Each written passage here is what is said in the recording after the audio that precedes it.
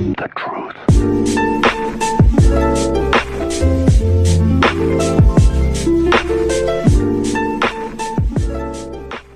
Alright guys, what is up? It's Mark aka BrawlerMark. Welcome back, and today we have top 5 best characters. I know you guys were enjoying top 5 worst characters, so now I'm going to do my character best characters list. Number 5, we're starting off with Ruckus. Ruckus, I think he's just so good. First of all, if you're playing tank position and you're doing that heavy damage, if he drops his ultimate ability, it is like the fastest way to get like multi-kills. He's just so overpowered in my opinion, and he's just really strong. But honestly, I think like if anyone is choosing like a tank character for me, I feel like he's the choice that I want to see. Another one is his name isn't coming to my head right now. I wouldn't say he's one of the best characters, but it's Makoa. I just love that huge shield that he drops. But for that reason, he's gonna be number 5 for me. Coming at number 4, we have Brock. He is just so literal, like so not even tanky. He has such high survivability. It's like every ability he has is just like survive, survive, survive, survive.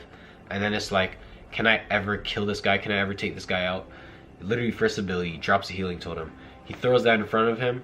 The healing totem's absorbing damage, number 1. So let's just put this in a normal situation. You're fighting someone, they shoot you once.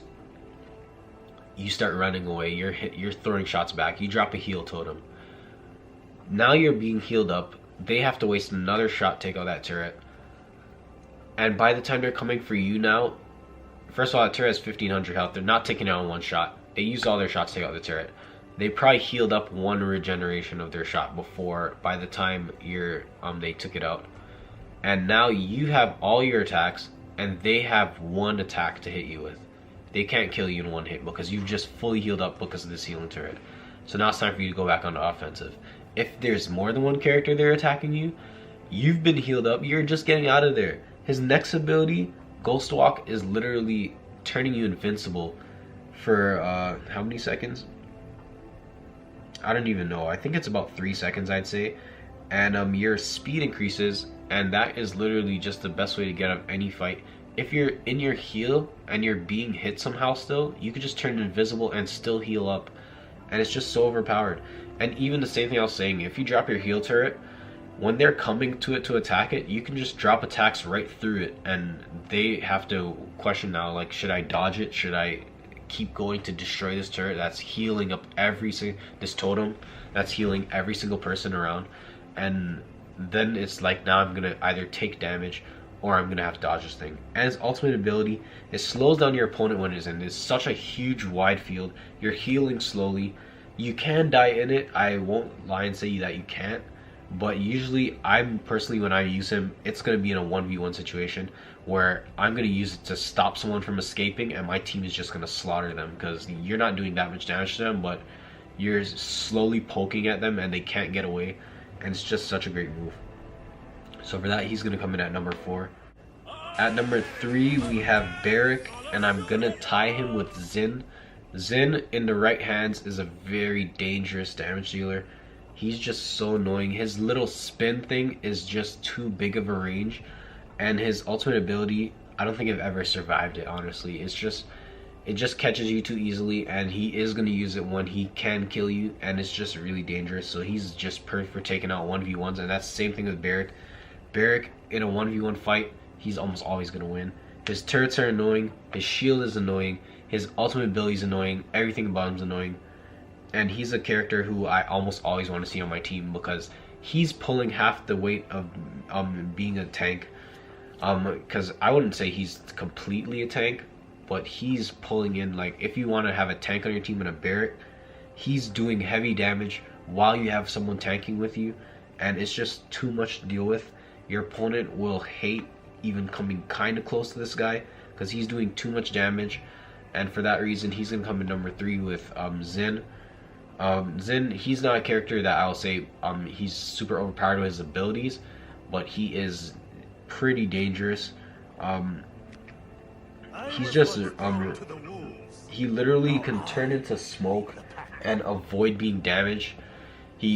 his normal attack is just so dangerous, and it does like a bonus, which is so unnecessary.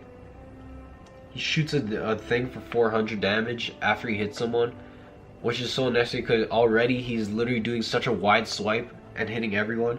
And a lot of people say like I've seen people saying that this character is not that good because his abilities, you can't just spam them, but trust me, if you faced someone who knows how to use this guy, the whole match you're just like, come on, man.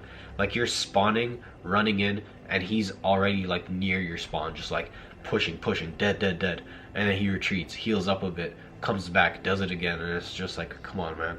Number 2 is also a tie. I know I always have these ties, so technically it's like top 7 characters or whatever. But we're gonna have Tira, and I'm gonna tie her with Ying. The only reason why Ying isn't number 1 is just because she got recently there was balance changes on her. But before the balance changes, she was so overpowered. Oh my gosh, she drops that heal. Like, her ultimate ability, first of all, she's just the most annoying character I've ever seen. You're dropping that, if anyone's smart, you drop that those clones to heal your teammates behind you, and you rush forward a bit, because she's a healer but she's damage dealer at the same time. She's poking so hard, and then as soon as you think you're gonna die, you switch places with that thing, and now it's there, it's tanking for you. First of all, half the time you're not even gonna realize she did a swap. You're gonna attack this thing and you're like, wait a minute, it's not even moving. Oh man, it's a clone. You have to kill it anyways because it's healing people. And then she has an ultimate ability that's literally making your entire enemy team pretty much invincible. The only thing, maybe Ruckus can probably shoot through that, but besides him, your entire team's now invincible, healing up 500 per like half second or second or something like that. So overpowered. Tira, she just does too much damage. This fire thing, first of all, she can put a mark on you that makes you take 20% more damage from anyone, which is just so overpowered. Because literally you can just tap someone barely. First of all, her shots are not hard to hit. You literally do a line like this, someone gets hit once, now for the next few seconds they're taking 20% more damage. How many seconds is it? For the next 6 seconds they take 20% more damage. You just hit them for, let's say, 250. If one bullet hit them, they already have 250 less health. Now they're taking damage. You gotta get out of there. You can't stay in and fight unless you're like the ultimate dodging machine. But besides that, she has this fire grenade. You're lobbing it. People aren't gonna want to step into this thing. It burns for 6 seconds. Enemies that take it, they'll 10% of their maximum health will be removed over 0.6 seconds, and their recovery is also lessened.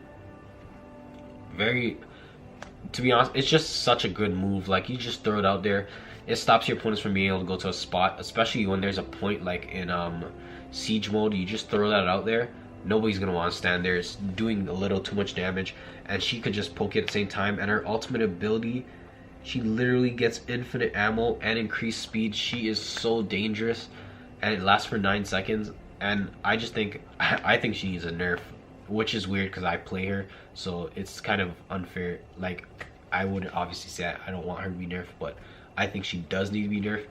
Her attacks do too much damage, and she's just literally running and just literally spraying you. And just, the amount of triple kills I've gotten doing that are not real. And for one character to be able to rush in and do that much damage without even needing teammates, because like, that's not an ability that you even want to challenge. When you see her doing that, you're not going to say, let me attack her back and try to kill her.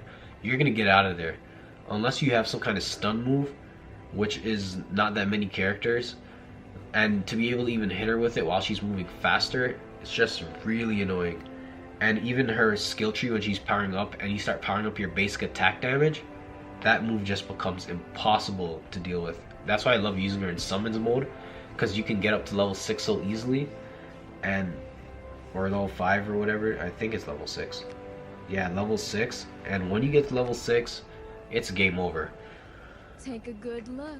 And of course, the number 1 character I think in this game right now is Skye. This normal attack, it just does way too much. It does 250 per tick. And the thing is, if you literally rush, you're invisible, number one. You can walk up to them and literally hit them with all 3 ticks right away, and that's hitting 750, and then they're being ticked off slowly by poison. And this is her without being upgraded. Imagine you upgrade her attack and stuff. Mine is upgraded, I think, to level 2 in attack, and I wipe characters out. This bomb is super annoying. Both of her abilities are invisible. The smoke, literally you can run out of it, you're invisible. And when you start attacking, you can walk back into smoke and you're invisible again. And it's just super annoying. She's so hard to kill. She's invisible half the game. Half the time you're just guessing where she is and hoping to attack in the direction you think she's walking in, just so you don't take damage. Because she is, in my opinion, best flank character. Just high, she's high in damage dealing, so like she's a great damage dealing character, and she just does too much. I don't think I've ever played a game using her and I haven't been MVP. She just does so much damage. And poison moves in general, people don't realize it, but it also slows down how fast you can regenerate health. Because if you've been poisoned, all the ticks of poison have to go through, and then now you start the timer for regenerating health. So let's say it was 10 seconds for you to regenerate health. Let's say you're at 8 seconds. I tapped you once. Even if I got out of there, now you have to wait 1 second for you to get hit by poison. 1 more second you get hit by poison. Now you start healing again. 10 seconds. So it's like, it's just a little bit more frustrating for you, because every second starts counting once you're losing the point and stuff. And for me to just poke you and walk away, and you're just taking damage slowly, and then you have to worry about team fights that you're going to get into and all that stuff, and you're being weakened. It's just really annoying, really frustrating. She's kind of what I would call harassment character, where you're just walking around and just annoying people, like you. Any character that's like that has anything like Kinessa. That's why I had Kinessa at such a low thing. Bomb King. Those characters are who you want to go for when you're using Sky. You just want to get back there, wipe them out so fast, and just to get back into the match. And even tanks and stuff, like Makoa, like I was saying, her bomb literally says it ignores all shields and illusions. So literally, even Grok, when he turns into his little invisible mode, you literally drop that on him, he's dead. Like, it's literally hitting everyone, which is so, it's like any move that just does things like that is just really overpowered, and for that reason I have her as number 1.